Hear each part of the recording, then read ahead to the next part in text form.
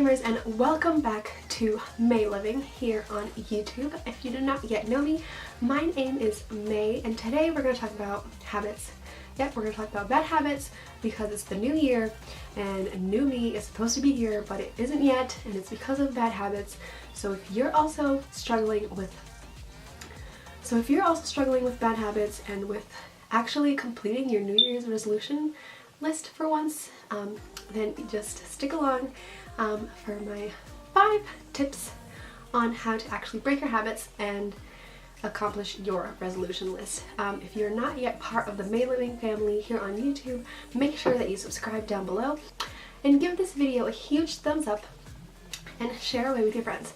So let's head into the video. So the first thing you're going to want to do is actually become aware of your habits. Sometimes our bad habits are just so engraved in us that we don't even know that we're doing it until we're doing it, and then it's too late and you're already doing it and you don't want to get out of it. So the first thing you're going to want to do is actually become aware of your habits. Which ones are you doing all the time? Which ones are most common, or which ones come in specific situations? So you're going to want to know and become aware of the bad habits that you're actually doing on a daily basis. The second thing you're going to want to do is choose just one habit to begin with. Now, we have tons of habits that you probably need to break. I have tons of habits that I need to break. But when you want to try to change everything at once, you end up not changing anything at all. And so that just sets you a step backwards and just keeps you right where you are, which is where you don't want to be. If you have a huge list of things that you need to change and you end up not changing any of them, you're going to beat yourself up. So let's just not get into that, and let's just choose one, focus on one, and don't get overwhelmed. The third tip is to go ahead and find your triggers. Now, habits are usually little outcomes to certain triggers. So whatever certain situation gets you to perform those habits, those are your triggers, and you're going to want to be aware of those triggers so that you can know what's causing you to actually do your bad habits. So let's say, for me, for example, when I'm stressed out or something, when stress comes along, I tend to bite my nails a lot. So I'll just be biting my nails when I'm really stressed, or when I have a lot of stuff to do and I'm overwhelmed, I'll procrastinate. So you're gonna want to know what your triggers are so that you can start anticipating your habits. And this is where the Little Book of Anticipation comes in. The Little Book of Anticipation is going to be a DIY coming soon to the channel, so you're going to want to stick around for that.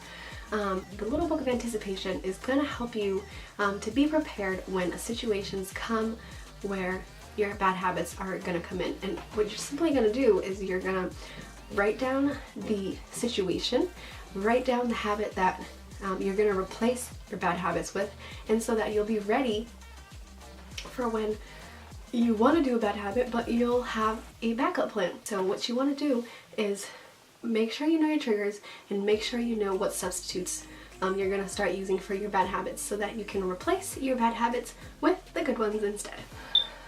And the last and final tip that I have for how to start breaking a bad habit is to have an accountability partner.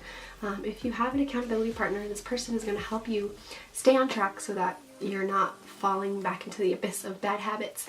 So they're just going to help you stay on track and help you prevent those bad habits in any way that you guys talk about. So for example, when I start to bite my nails, my boyfriend will slap my hand. Because sometimes we're so into our bad habits that we don't even notice that we're doing them until we're doing them. And so it's easier to have somebody there keeping an eye out for you. So if you have a brother or a sister or your parents or a boyfriend or a husband or a friend, anybody that you have constant contact with, and you can even tell multiple people just in case you're not always in contact with one person. And so having multiple accountability partners also helps out. And so you're going to want to have the accountability partners so that they can help keep you on track of your goals.